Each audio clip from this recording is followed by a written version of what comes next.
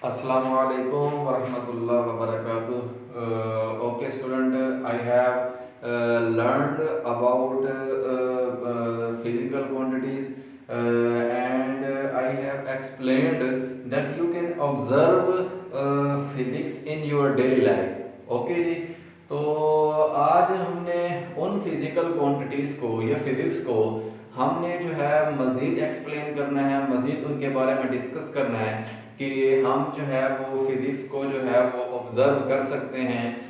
Physics जो है वो हमारे इर्द गिर्द एग्जिस्ट करती है, ठीक है ना जी।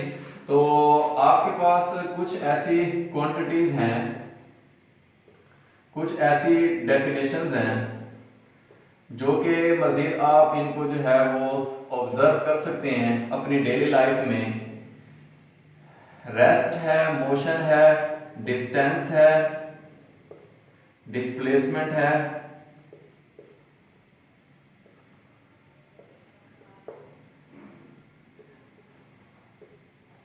स्पीड है, वेलोसिटी है, एक्सेलरेशन है,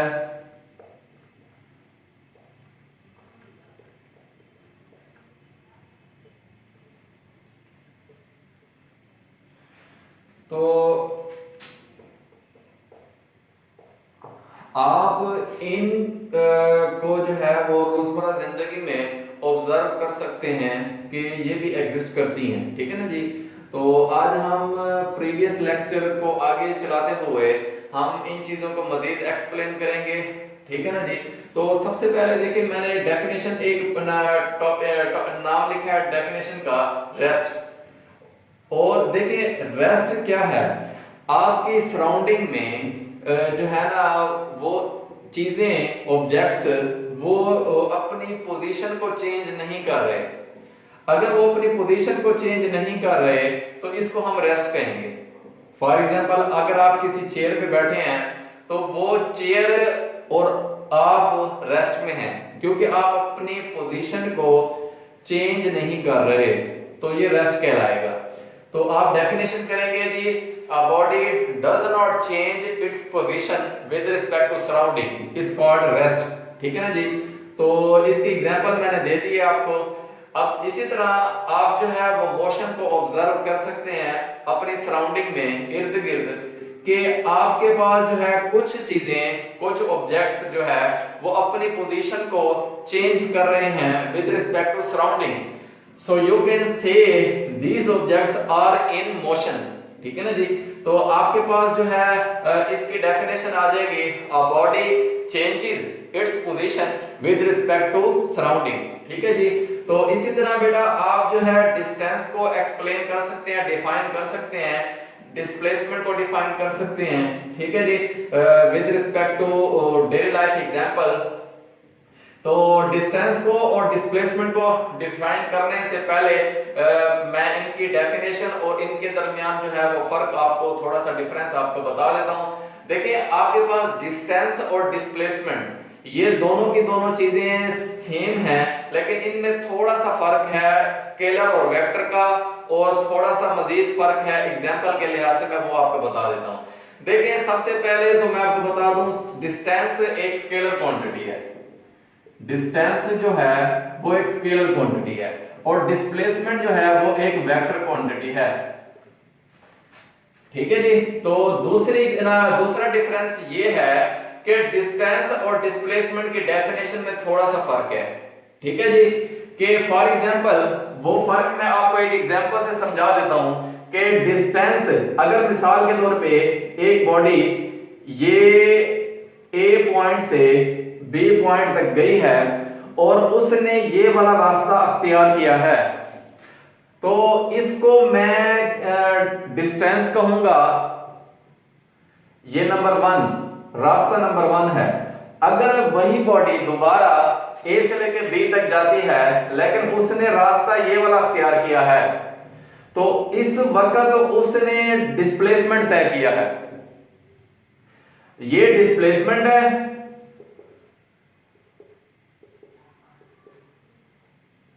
और ये आपके पास रास्ता नंबर टू डिस्प्लेसमेंट है, और रास्ता नंबर 1 जो है वो आपके पास डिस्टेंस है।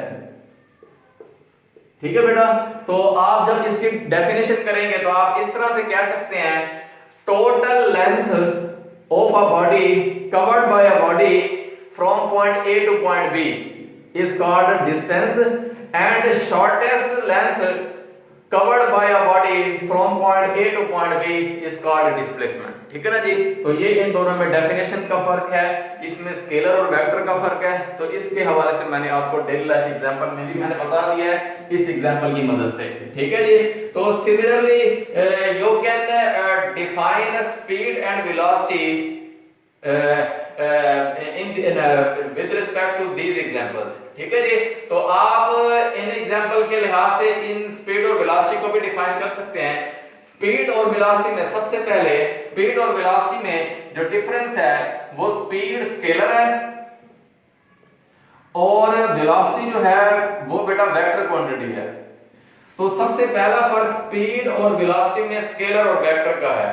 ठीक है जी, अच्छा जी, दूसरा फर्क ये है क्या कहते हैं डिस्टेंस इनके फार्मूलाज का, कि स्पीड का जो फार्मूला है, दूसरा डिफरेंस ये है कि स्पीड का जो फार्मूला है वो आपके पास आएगा डिस्टेंस और टाइम, जबकि वेलोसिटी का जो फार्मूला है वो आपके पास आएगा डिस्प्लेसमेंट और टाइम। तो आप इस तरह से इन दोनों में डिफरेंस देख सकते हैं कि स्पीड में फार्मूलाज का फर्क भी है और स्केलर और वेक्टर का भी फर्क है। ठीक है जी, तो आप जो है जब आप एक और फर्क भी है कि आप इस तरह से कह सकते हैं कि अगर एक गाड़ी की स्पीड जो है वो 50 किलोमीटर फी घंटा है तो ये उसकी स्पीड कहलाएगी, लेकिन अगर उसमें आप डायरेक्शन का जिक्र कर देंगे तो वो उसकी वेलोसिटी कहलाएगी। ठीक है जी, तो आपके पास वेलोसिटी और स्पीड में डायरेक्शन का फर्क है, स्केलर वेक्टर का फर्क है और इनके फार्मूलाज में जो वैल्यू आती है डिस्टेंस और डिस्प्लेसमेंट की उनका फर्क है। ठीक है जी, तो ये आपके पास जो है स्पीड और वेलोसिटी में फर्क है और इसकी डेफिनेशन के साथ साथ मैंने इनका डिफरेंस भी आपको एक्सप्लेन कर दिया है। अच्छा जी, इसी तरह मैंने आपको जो है प्रीवियस लेक्चर में भी बताया था कि एक्सेलरेशन जो है वो जो है डेली लाइफ एग्जांपल में आप इसको किस तरह से ऑब्जर्व कर सकते हैं, इसको किस तरह से आप डेली लाइफ एग्जांपल में ऑब्जेक्ट्स के अंदर देख सकते हैं। ठीक है जी, उसकी एक एग्जांपल मैंने बहुत ही आसान सी मैंने आपको बताई थी कि अगर एक गाड़ी की को आप रेस्ट से मोशन में लेके आते हैं या आप एक गाड़ी को मोशन से रेस्ट में लेके आते हैं तो उस वक्त उस गाड़ी के अंदर एक्सेलरेशन आ जाएगा। क्यों? क्योंकि उस वक्त उसकी वेलोसिटी चेंज होगी। जब भी एक गाड़ी को रेस्ट में से मोशन में लेके आएंगे तो उसके अंदर वेलोसिटी की चेंज आएगी, उसके अंदर एक्सेलरेशन आ जाएगा। और इसी तरह आप जब एक बॉडी को मोशन से रेस्ट में लेके आते हैं तो उस वक्त भी उस बॉडी के अंदर एक्सेलरेशन आ जाएगा, उसकी वेलोसिटी चेंज होगी। ठीक है जी, तो ये आपके पास एक्सेलरेशन के हवाले से मैंने आपको बताया था और इसका फार्मूला जो है वो मैंने आपको शायद लिख के दिया था, acceleration is equal to velocity over time. ठीक है जी, तो इसको आप एक्सप्लेन कर सकते हैं, इसको ऑब्जर्व भी कर सकते हैं। जब गाड़ी कोई भी गाड़ी है या कार है वो रेस्ट में आ रही हो मोशन से या मोशन से रेस्ट से मोशन में आ रही हो तो आप कह सकते हैं कि जी एक्सेलरेशन इस गाड़ी के अंदर एग्जिस्ट कर रहा है, इसके अंदर मौजूद है इस वक्त। ठीक है जी, तो similarly you can explain the term of force in physics with respect to daily life example such as I have explained about the term of physics force in daily life example कि आप जो है for example आपने एक book को table से chair पे रखा है तो आपने उसको with the help of force, ठीक है ना जी, similarly you are applying force on different objects in your daily life। ठीक है जी। तो आप अपने इर्द गिर्द ऑब्जेक्ट्स के अंदर ऑब्जेक्ट्स के ऊपर जो है वो फोर्स लगाते हैं और उनकी पोजीशन को, उनकी स्टेट को चेंज करते हैं, ठीक है। तो फोर्स जो है वो एक ऐसी टर्म है, एक ऐसी एजेंसी है जो कि किसी भी बॉडी की पोजीशन को या स्टेट को चेंज कर दिया है, ठीक है जी। तो ये आपके पास जो है फोर्स की डेफिनेशन है और इसकी एग्जांपल मैंने आपको दे दी है, ठीक है जी, डेली लाइफ एग्जांपल के साथ। तो इसके साथ साथ जो है मैं आपको जो है वो न्यूटन्स के लॉज जो है वो मैं आपको बता देता हूं, ठीक है जी, विद डेली लाइफ एग्जांपल के साथ, डेली लाइफ एग्जांपल के लिहाज से। तो मैं आपको वो भी एक्सप्लेन कर देता हूं, ठीक है जी। तो सबसे पहले देखें,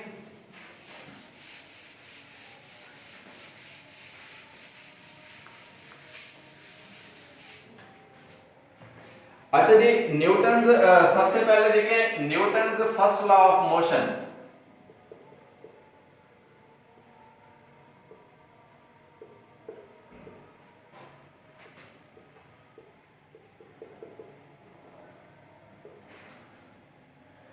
Newton's second law of motion and the last is Newton third law of motion। देखिए आपके पास ये जो लॉज हैं मोशन के, तो आप जो है इनको भी डेली लाइफ एग्जांपल में ऑब्जर्व कर सकते हैं। जो है वो सबसे पहले देखें आपके पास Newton first law of motion है, ठीक है जी। न्यूटन का फर्स्ट लॉ क्या होता है?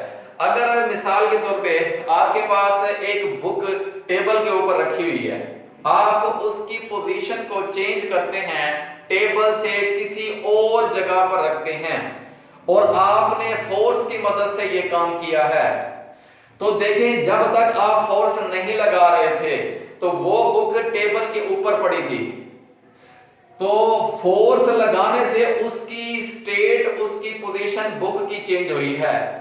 तो न्यूटन फर्स्ट लॉ ये एक्सप्लेन करता है कि अगर कोई भी ऑब्जेक्ट एक पोजीशन पर, एक जगह पर रखा हुआ है, तो वो वहीं पर रहेगा जब तक आप उसके ऊपर फोर्स नहीं लगाएंगे, ठीक है जी। इसी तरह मैंने आपको एग्जांपल दी है कि बुक की, कि अगर बुक टेबल पर पड़ी हुई है तो वो वहीं पर ही पड़ी रहेगी जब तक आप उसके ऊपर फोर्स नहीं लगाएंगे, ठीक है जी। तो न्यूटन का फर्स्ट लॉ बताता है कि किसी भी बॉडी की स्टेट चेंज नहीं होती जब तक आप उसके ऊपर फोर्स नहीं लगाते।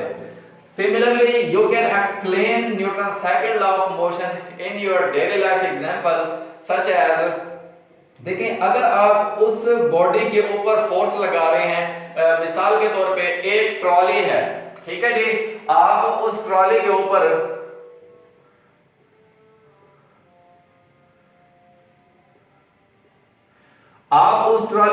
फोर्स लगा रहे हैं, अगर आपकी फोर्स की वैल्यू है जी 5 न्यूटन, तो इसकी वेलोसिटी जो है वो उसी लिहाज से होगी जैसे कि इसकी फोर्स है। अगर मिसाल के तौर पे मैं फोर्स की वैल्यू है अब कर दिए मैंने 10, तो इसकी वेलोसिटी बढ़ जाएगी। इसी तरह मैं फोर्स की वैल्यू 20 कर देता हूं, तो इसकी वेलोसिटी की वैल्यू और ज्यादा बढ़ जाएगी। तो देखिए वेलोसिटी का बढ़ना एक्सेलरेशन कहलाता है। एक्सेलरेशन को डिफाइन हम करते हैं कि जब वेलोसिटी चेंज होती है, तो अगर वेलोसिटी बढ़ रही है तो एक्सेलरेशन भी बढ़ेगा। तो हम न्यूटन के सेकंड लॉ को इस एग्जांपल से देख सकते हैं कि अगर वेलोसिटी फॉर एग्जांपल फोर्स है 5 न्यूटन और वेलोसिटी इस वक्त 5 मीटर पर सेकंड है, तो फॉर एग्जांपल फोर्स है जी 10 न्यूटन, वेलोसिटी हमारे पास आ गई है 10 मीटर पर सेकंड। अब फोर्स है जी 20 न्यूटन, वेलोसिटी 20 मीटर पर सेकंड। तो एक्सेलरेशन फोर्स बढ़ाने से हमारे पास वेलोसिटी की वैल्यू बढ़ेगी और वेलोसिटी का बढ़ना हमारे पास एक्सेलरेशन कहलाता है, एक्सेलरेशन कहलाता है। तो हम इस तरह से भी इसको लिख सकते हैं कि अगर हम फोर्स बढ़ा रहे हैं तो एक्सेलरेशन भी बढ़ेगा।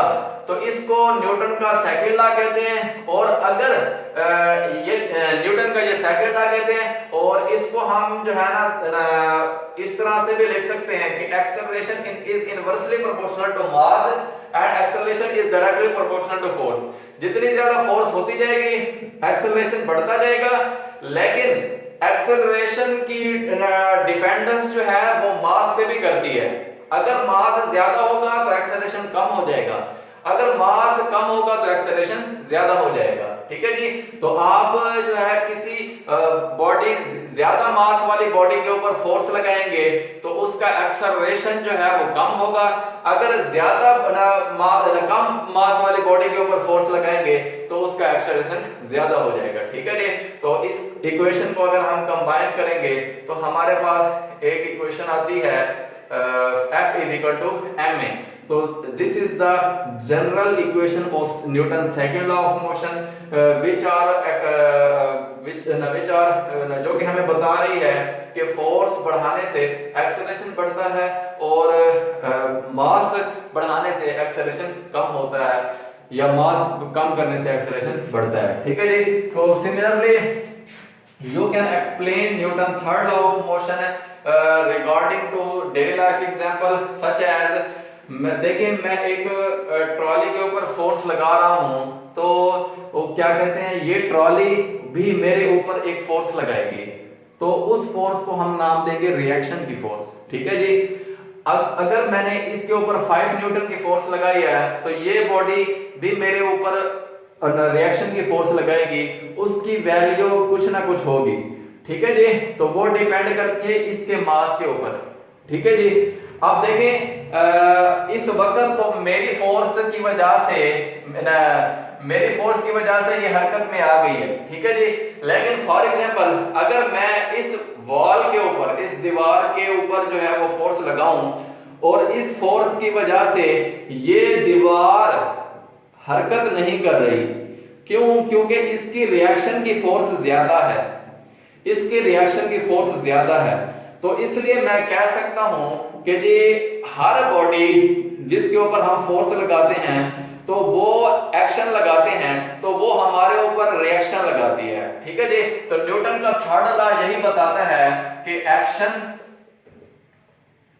एंड रिएक्शन दो फोर्सेस हैं जो कि न्यूटन का जिनकी डायरेक्शन जो है वो अपोजिट होती है। ठीक है जी। लेकिन इनकी मिकदार बराबर होती है। ठीक है जी। तो इस तरह से जो है ना एक्शन और रिएक्शन को आपने डिफाइन करना है, और इनको जो है ना इसको न्यूटन का थर्ड लॉ कहते हैं कि किसी बॉडी के ऊपर आप एक्शन लगाते हैं तो वो उसके ऊपर रिएक्शन लगाएगी। इसके डेली लाइफ एग्जांपल में आप एक और भी ले सकते हैं कि अगर आपने एक बॉल को, क्रिकेट बॉल को दीवार के ऊपर, दीवार की तरफ फेंका है, ठीक है जी, तो वो बॉल जो है वो थोड़ी देर बाद आपकी तरफ वापस आएगी। क्यों? क्योंकि बॉल ने दीवार के ऊपर एक्शन लगाया है और दीवार बॉल के ऊपर रिएक्शन लगाएगी। तो ये एक्शन और रिएक्शन की दो फोर्सेस होती हैं जो कि न्यूटन थर्ड लॉ एक्सप्लेन करता है। ठीक है जी। अब इन दोनों फोर्सेस की डायरेक्शन अपोजिट होती है और इनकी मिकदार जो है, इनकी मैग्नीट्यूड जो है वो बराबर होती है। ठीक है जी। तो इसको हम न्यूटन का थर्ड लॉ कहते हैं। ठीक है जी। अब एक टर्म है जी इनर्शिया की। इनर्शिया, देखिए इनर्शिया किसी भी बॉडी का वो उसके मास के ऊपर डिपेंड करता है। अगर कोई बॉडी का मास कम है उसका इनर्शिया कम होगा, अगर कोई बॉडी का मास ज्यादा है उसका इनर्शिया ज्यादा होगा। अब देखिए एक बॉडी है उसका मास है जी 50 किलोग्राम और एक और बॉडी है उसका मास है जी 120 किलोग्राम। तो जिसका मास ज्यादा होगा उसका इनर्शिया ज्यादा होगा। ठीक है जी। तो जिसका मास कम होगा उसका इनर्शिया कम होगा। ठीक है जी। तो इनर्शिया को अगर आपने अंडरस्टैंड करना है तो न्यूटन के थर्ड लॉ से भी आप कर सकते हैं कि जो रिएक्शन की फोर्स होती है वो इनर्शिया कहलाता है। ठीक है जी। किसी भी बॉडी की रिएक्शन की फोर्स, अपोजिट फोर्स, मुखालिफ फोर्स, वो इनर्शिया कहलाता है। ठीक है जी। आप इसकी एग्जांपल आप इस ट्रॉली से भी ले सकते हैं कि अगर आपने 5 न्यूटन की 5 न्यूटन की फोर्स इस ट्रॉली के ऊपर लगाई है तो ये ट्रॉली आपके ऊपर भी फोर्स लगाएगी, ठीक है जी। उसको हम उस का रिएक्शन भी कहेंगे और उसको हम उसका इनर्शिया भी कहेंगे, ठीक है जी। इसी तरह आपने एक बॉल को जो है वो दीवार की तरफ फेंका है तो बॉल ने दीवार के ऊपर एक्शन लगाया है लेकिन दीवार बॉल के ऊपर रिएक्शन लगाएगी, तो वो जो रिएक्शन की फोर्स होगी वो उस दीवार का इनर्शिया कहलाएगा, ठीक है जी। तो आप इसको जो है ना किसी भी बॉडी के मास से ऑब्जर्व कर सकते हैं कि जिस बॉडी का मास ज्यादा उसका इनर्शिया ज्यादा, जिसका मास कम उसका इनर्शिया कम होगा, ठीक है जी। तो ये आपके पास डेली लाइफ एग्जांपल में इसके बाद इसकी जो है ना आप मास से इसको ऑब्जर्व कर सकते हैं, ठीक है जी। तो इसी तरह जो है आपके पास एक और टर्म है मोमेंटम।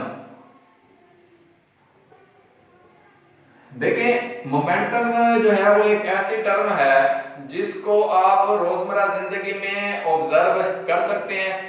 तो इसकी एग्जांपल मैं आपको दे सकता हूं कि अगर मिसाल के तौर पे एक बॉडी है उसकी वेलोसिटी है जी 40 किलोमीटर पर आवर और एक और बॉडी है उसकी वेलोसिटी है जी 85 किलोमीटर पर आवर।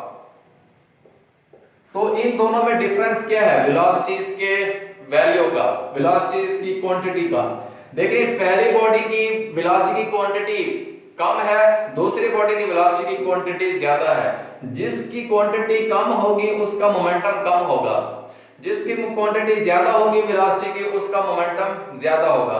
तो आप वेलोसिटी को मोमेंटम को वेलोसिटी के लिहाज से डिफाइन कर सकते हैं कि जिस वेलोसिटी का जिस बॉडी का वेलोसिटी ज्यादा होगी मोमेंटम ज्यादा, जिसका वेलोसिटी कम उसका मोमेंटम कम होगा, ठीक है जी। तो आप किसी भी बॉडी का अगर आपने मोमेंटम देखना है तो आप उस बॉडी की वेलोसिटी को सबसे पहले देखें कि वो बॉडी की वेलोसिटी क्या है, तो आप उससे फिर आप मोमेंटम को डिफाइन कर सकते हैं, ठीक है जी। तो ये आपके पास मोमेंटम का टॉपिक है, तो आपने जो है इस मोमेंटम को आपने डिफाइन करना है, ठीक है जी। तो इस तरह से ये आपके पास जो है ना ये डेली लाइफ एग्जांपल भी हैं आपके पास। देखें ये आपने जो है ये जितनी भी चीजें पढ़ी हैं तो इसमें आपके पास ये सारे के सारे लीनियर मोशन में हैं। आप इनको एंगुलर मोशन में भी डिफाइन कर सकते हैं। मिसाल के तौर पे सबसे पहले आपने लीनियर डिस्टेंस लीनियर डिस्प्लेसमेंट पढ़ा है, तो आप इसको एंगुलर डिस्प्लेसमेंट में भी डिफाइन कर सकते हैं। आपने इसी तरह इसके बाद लीनियर वेलोसिटी पढ़ी है, आप इसको एंगुलर वेलोसिटी में भी डिफाइन कर सकते हैं। और इसी तरह आप जो है वो लीनियर एक्सेलरेशन पढ़ा है आपने, तो इसको आप जो है वो एंगुलर एक्सेलरेशन में भी डिफाइन कर सकते हैं। तो हमारे पास लीनियर डिस्प्लेसमेंट का फार्मूला होता है, डिस्प्लेसमेंट को हम S से जाहिर करते हैं और हम एंगुलर डिस्प्लेसमेंट को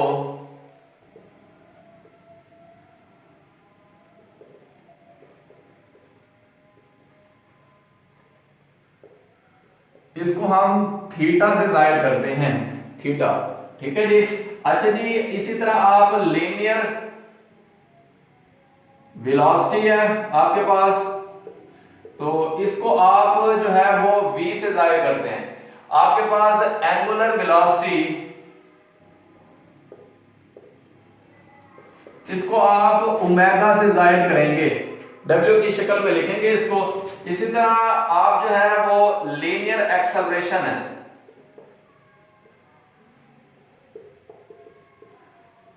इसको आप a से जाहिर करते हैं। और इसी तरह आप एंगुलर एक्सेलरेशन को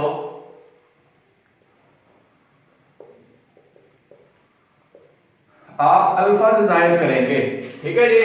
तो इनमें फार्मूलाज का जो है वो फर्क थोड़ा सा आ जाएगा। जिधर आप लीनियर वेलोसिटी के लिए आप लीनियर डिस्प्लेसमेंट बटा टाइम लिखते हैं, वहां पे आप जो है वो एंगुलर वेलोसिटी के लिए एंगुलर डिस्प्लेसमेंट बटा टाइम लिखेंगे।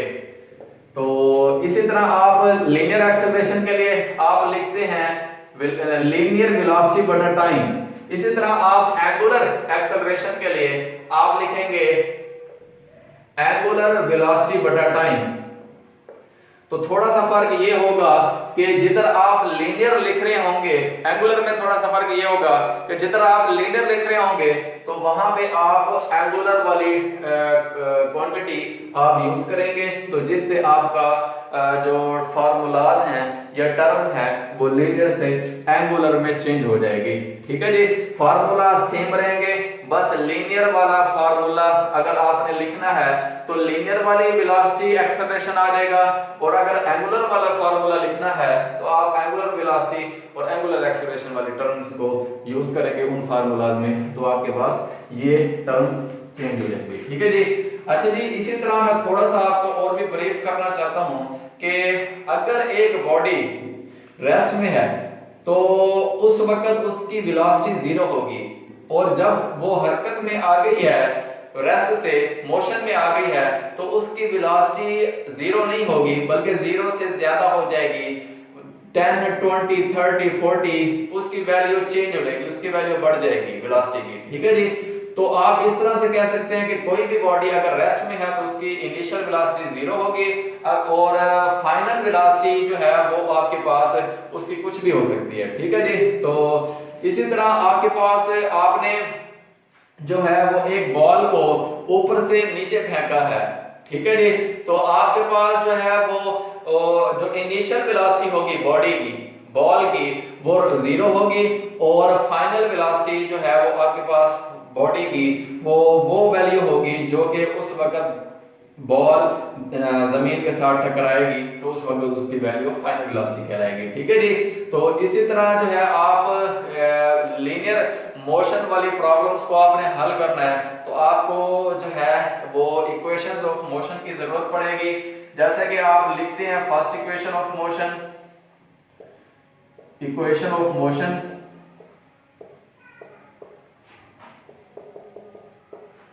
इसी तरह आप सेकंड इक्वेशन ऑफ मोशन को लिखते हैं, और थर्ड इक्वेशन ऑफ मोशन को आप इन फार्मूलाज में लिखते हैं कि Vf is equal to Vi plus AT।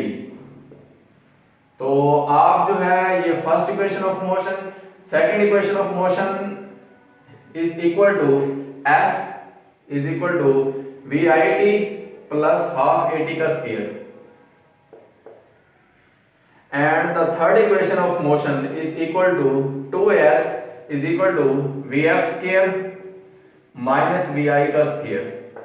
Okay जी, these are all equations of motion which help you to solve the daily life problems such as initial velocity problems, final velocity problems, linear displacement and linear acceleration and so on। Okay जी।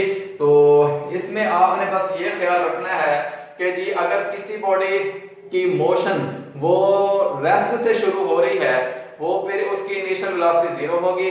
ठीक है जी। और अगर किसी body की final motion वो final velocity zero है तो वो आपके पास Vf जीरो हो जाएगा। ठीक है जी। तो आपने ये टर्म्स जो है ना वो आपने किसी भी प्रॉब्लम्स को वो हल करते वक्त याद रखनी है। ठीक है जी। तो इसी तरह जो है वो आप अगर एक बॉल को ऊपर फेंक रहे हैं तो ऊपर की तरफ जब वो जाएगी तो उसकी फाइनल वेलोसिटी जो है वो जीरो होगी, क्योंकि वो बॉडी ऊपर जाकर रुक जाएगी। ठीक है जी। तो उसकी फाइनल वेलोसिटी जीरो होगी। इसी तरह अगर एक बॉल ऊपर से नीचे आ रही है तो उसकी इनिशियल वेलोसिटी जीरो होगी। ठीक है जी। और इसी तरह अगर एक बॉल को आप ऊपर की तरफ फेंक रहे हैं तो आपने एक्सेलरेशन, ग्रेविटेशनल एक्सेलरेशन लेना है। ठीक है जी। उस वक्त ग्रेविटेशनल एक्सेलरेशन, नीचे से बॉल ऊपर की तरफ जा रही है तो ग्रेविटेशनल एक्सेलरेशन आपके पास नीचे से ऊपर के लिए आपके पास ये नेगेटिव आएगा। जब आप अपवर्ड मोशन कर रहे हैं, अपवर्ड मोशन के लिए आपके पास G नेगेटिव आएगा, और डाउनवर्ड मोशन के लिए G पॉजिटिव आएगा।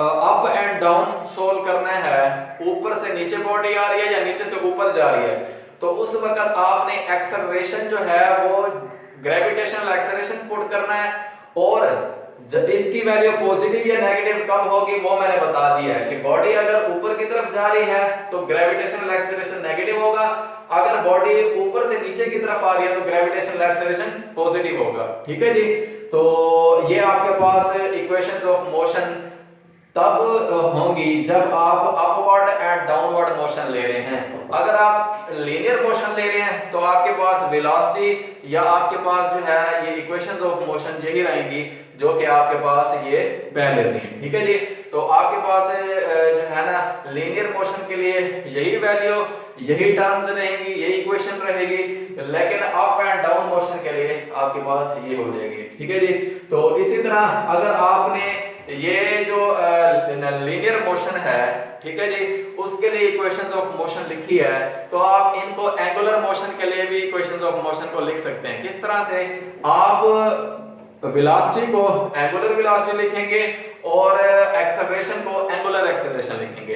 तो एंगुलर के लिए आप इन इक्वेशंस ऑफ मोशन को वेलोसिटी की जगह एंगुलर वेलोसिटी और एंगुलर एक्सेलरेशन, लीनियर एक्सेलरेशन के लिए एंगुलर एक्सेलरेशन आप लिखेंगे। ठीक है जी, तो आपके पास ये equations of motion angular motion में चेंज हो जाएंगी। ठीक है, तो आप एंगुलर मोशन की प्रॉब्लम्स भी इन इक्वेशंस ऑफ मोशन को हल कर सकते हैं, लीनियर मोशन की प्रॉब्लम्स को भी in motion in equations of motion से हल कर सकते हैं। इसी तरह आप अपवर्ड एंड डाउनवर्ड मोशन की प्रॉब्लम्स को भी इन इक्वेशंस ऑफ मोशन से हल कर सकते हैं।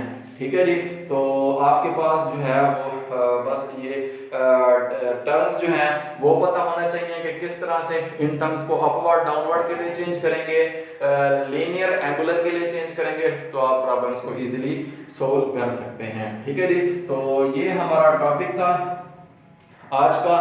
तो इंशाल्लाह जो है नेक्स्ट जो है वो हम इससे मजीद इसको मजीद एक्सप्लेन करेंगे, अगले लेक्चर को हम एक्सप्लेन करेंगे। ठीक है जी, तो इसके साथ अल्लाह हाफिज़, अपना ख्याल रखिए।